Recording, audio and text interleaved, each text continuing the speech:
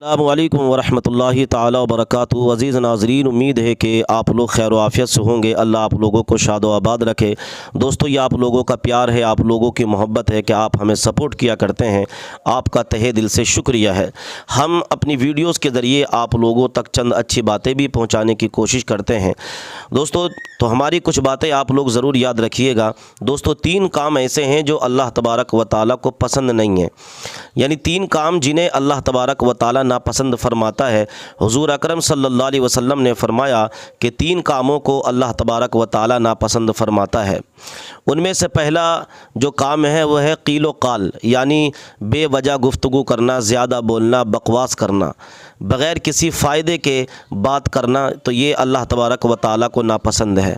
बल्कि जितनी ज़रूरत हो और जितना मौका हो बंदे को इतनी ही गुफ्तगू करना चाहिए। आज हम और आप लोग देखते हैं कि कुछ लोगों में बक करने की आदत होती है, कई कई घंटे तक गुफ्तगू करते रहते हैं, जिसकी वजह से लोग थक जाते हैं, परेशान हो जाते हैं और उससे अपना दामन छुड़ाने की कोशिश करते हैं। अल्लाह तबारक व तआला ऐसी गुफ्तगू को, ज़्यादा लंबी और बेफ़ायदा गुफ्तगू को अल्लाह तबारक व तआला पसंद नहीं फरमाता। इसलिए गुफ्तगू थोड़ी हो मगर अच्छी हो, ताकि सामने वाले पर हमारी गुफ्तगू का असर पड़े। और दूसरा जो अल्लाह तबारक व तआला जिस चीज़ को नापसंद फरमाता है वह है माल का ज़ाय करना। माल का ज़ाय किस तरीके से करना, यानी ऐसी जगह पर ख़र्च करना जहाँ से कोई फ़ायदा हासिल ना होता हो, फ़ुज़ूल ख़र्ची करना, बग़ैर किसी वजह के पैसे को ख़र्च करना या पैसे को जमा करके रखना, कारोबार वग़ैरह में नहीं लगाना, ये सब माल का ज़ाय करना है। अल्लाह तबारक व तआला को ऐसा माल भी पसंद नहीं है कि जिस माल से फ़ायदा हासिल न किया जा सके। अल्लाह तबारक व तआला ने अगर दिया है उसको कारोबार में लगाइए, उसको ऐसी जगह ख़र्च कीजिए जिससे आपको फ़ायदा हासिल हो, उसे ज़कात निकालिए ताकि मदरसों का फ़ायदा हो, मस्जिदों का जो है मस्जिदों के ताउन कराइए, उससे गरीबों की मदद कीजिए, यतीमों की मदद कीजिए। उस जो लोग माल को इकट्ठा करके रखते हैं, उसमें ख़र्च नहीं करते, उससे कारोबार नहीं करते, अल्लाह ताला ने उन्हें नापसंद फरमाया है। तो अगर अल्लाह ताला ने माल दिया है तो उसे कारोबार में लगाइए, उससे आपकी बढ़ोतरी भी होगी और आप जब उससे ज़कात निकालेंगे तो उससे गरीबों का भी फ़ायदा होगा। तीसरी चीज़ है कसरत सवाल, यानी बहुत सारे लोगों को हमने देखा है कि बहुत ज़्यादा सवाल किया करते हैं। तो बहुत ज़्यादा सवाल करना भी अल्लाह तबारक व तआला को नापसंद है। इतना ही सवाल किया जाए जितने की ज़रूरत है। बहुत सारे लोगों को हम देखते हैं कि वो सवाल पर सवाल करते हैं, पढ़े लिखे लोगों को परेशान कर देते हैं कि जी ये क्या है, ये क्या है, ऐसा क्यों और वैसा क्यों, ये ऐसा क्यों और वैसा क्यों, जो हम और आप सवाल करते हैं उल्टे सीधे, ये अल्लाह तबारक व तआला को पसंद नहीं है। ऐसे सवाल कीजिए कि जिस सवाल की आपको ज़रूरत है, और ऐसा सवाल कीजिए कि अल्लाह तबारक व तआला को भी पसंद आए। दीनी सवाल पूछिए, अच्छे सवाल पूछिए, बेहतर सवाल पूछिए, जिससे सामने वाले को भी लगे कि हाँ ये बंदा अपनी ज़रूरत का सवाल पूछ रहा है। मगर बग़ैर किसी वजह के इंसान को फंसाना, उल्टे सीधे सवाल करना, इधर की पूछना उधर की पूछना, ये अल्लाह तबारक व तआला को पसंद नहीं है। दोस्तों, तो इन 3 चीज़ों से हमेशा बचिए। एक तो ये कि ज़्यादा सवाल मत कीजिए, और दूसरा ये ज़्यादा क़ील व क़ाल मत कीजिए, और तीसरा ये है कि माल को ज़ाय मत कीजिए। आइए सुनाते हैं आप लोगों को एक वीडियो। इस वीडियो को ज़रूर सुन कर जाइएगा, कमेंट और लाइक कीजिए। मैंने इंसान ही रहने की कसम खाई है, मुझको हिंदू या मुसलमान न समझा जाए। डॉक्टर चंदन यादव को राहुल गांधी जी ने, कांग्रेस पार्टी ने आपका प्रत्याशी बना करके खगड़िया की सेवा करने के लिए आपके बीच में भेजा है। डॉक्टर चंदन यादव लगातार आपके बीच में जा रहे हैं, आपसे अपील कर रहे हैं, और आज उसी कड़ी में मैं भी आपके बीच में हाजिर हूं। साथियों, आने वाले दिनों में आपको न सिर्फ बिहार के भविष्य का फैसला करना है, बल्कि यह भी दिखाना है देश को कि दिल्ली में बैठे हुए गुजरात के कुछ व्यापारी ये सोचते हैं कि बिहार को वो अपने हिसाब से चलाएंगे, लेकिन बिहार तो बिहार है, ये उड़ती चिड़िया के पर पहचानता है। बिहार ने यह सोच लिया है कि बिहार के भविष्य का फैसला, बिहार की तकदीर का फैसला गुजरात के व्यापारी नहीं बल्कि बिहार की जनता करेगी, यहां की आवाम करेगी। यह लड़ाई बहुत बड़ी लड़ाई है। इसलिए साथियों, मैं आपके बीच में हजारों किलोमीटर का सफर तय करते हुए यहां पहुंचा हूं।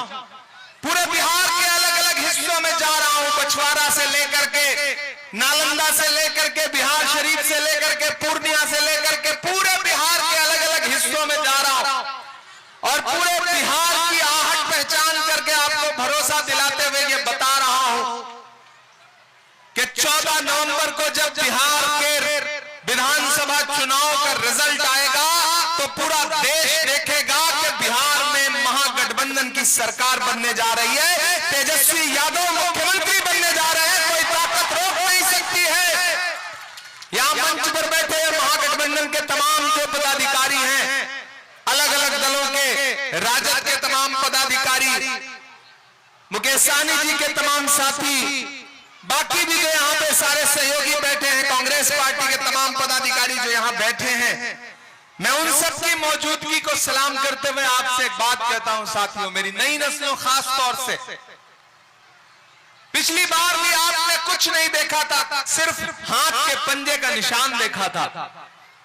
और इस बार भी आपको बस एक चीज का ध्यान रखना है कि ये लड़ाई दो ताकतों के बीच में है।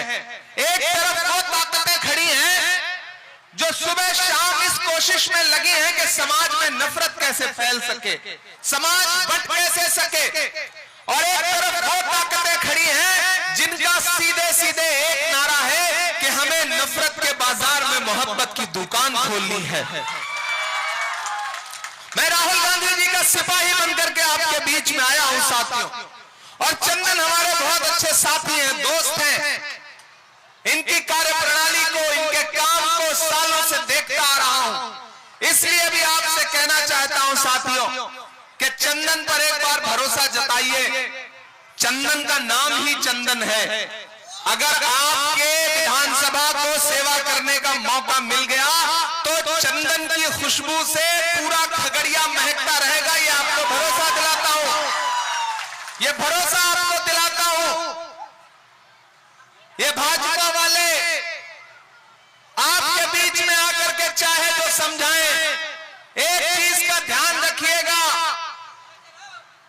कि नरेंद्र मोदी जी और नीतीश कुमार जी की जुगलबंदी जो है उसमें दरार आ गई है। आज तक भाजपा नीतीश कुमार को मुख्यमंत्री का चेहरा मानने को तैयार नहीं है, और इधर पूरा महागठबंधन एकजुट होकर के नारा लगा रहा है कि अब की बार तेजस्वी सरकार।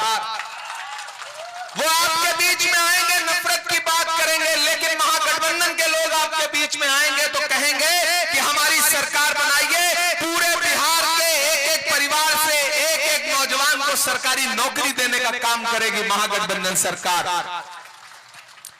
हम मुद्दों की राजनीति करने के लिए आपके बीच में आए हैं साथियों। भाजपा और उनके सहयोगी दल एनडीए के लोग सिर्फ और सिर्फ नफरत की राजनीति करते हैं। कोई भी प्रदेश हो, मैं उत्तर प्रदेश से आया हूं, मेरी आंखों में उत्तर प्रदेश में टूटते हुए घर हैं, मेरी आंखों में असम में लोगों की उजड़ती हुई छत है। इसलिए मैं भी आप लोगों से कहना चाहता हूं खास तौर से कि ये जो राजनीति का वक्त है, ये बड़ा मुश्किल वक्त है, इसमें आपको बहुत होशमंदी से काम लेना है। अदावत है, सियासत है, परिंदा है, शिकारी है। अदावत है, सियासत है, परिंदा है, शिकारी है, मगर इन सारी चीजों पर मोहब्बत अब भी भारी है। चंदन आपके बीच में मोहब्बत के पैरोकार बन के आए हैं। याद करो खगड़िया वालों कि जब पूरे देश में नफरतें सर चढ़ चढ़ के बोल रही थी, पूरे देश में कोई भी नेता आवाज उठाने के लिए तैयार नहीं था। ऐसे में हमारे नेता राहुल गांधी जी ने एक दिन कहा कि हम कन्याकुमारी से कश्मीर तक 4000 किलोमीटर पैदल चलेंगे। बस एक राबड़ी देवी से इन्होंने अवार्ड दिलवाया एक शख्स को जिसका नाम कामेश्वर यादव है। कामेश्वर यादव वो है नौजवानों, आज से 35 साल पहले भागलपुर में फसाद हुआ था, जहां पर तुम्हारे बुजुर्गों को काट कर खेतों में डाल दिया गया था और उनकी लाशों को दफनाया भी नहीं गया था, तो उनकी लाशों के ऊपर फूल गोभी उग गई थी। जो आरोपी है कामेश्वर यादव को तुमने अवार्ड दिया।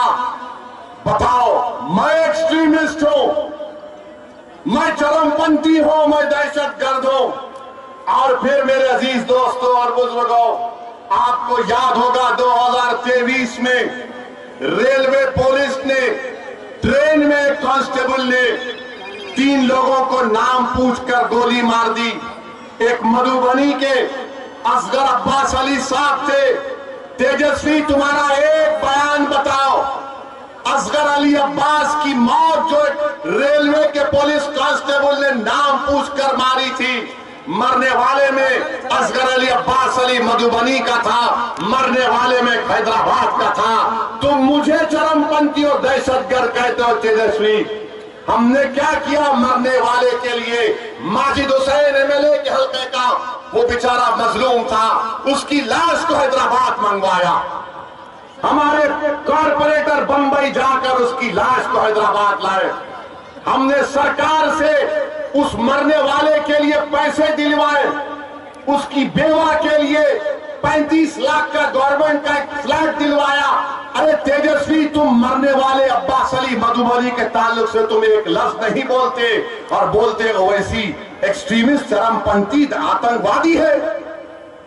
याद रखो, तुम्हारे इस तरह के बयानबाजियों से कई लोग, मुसलमान बच्चे जेलों में आज सड़ रहे हैं। सुनो कोचा दामन और सीमांचल और बिहार की जनता जो 14% रहकर वजीर आला बनना चाहता है, ये उसकी सोच है कि जिसके सर पे टोपी और दाढ़ी है उसको चरमपंथी कहता है, आतंकवादी कहता है। बताओ इस तेजस्वी में और मोदी में अब क्या फर्क बाकी रहा?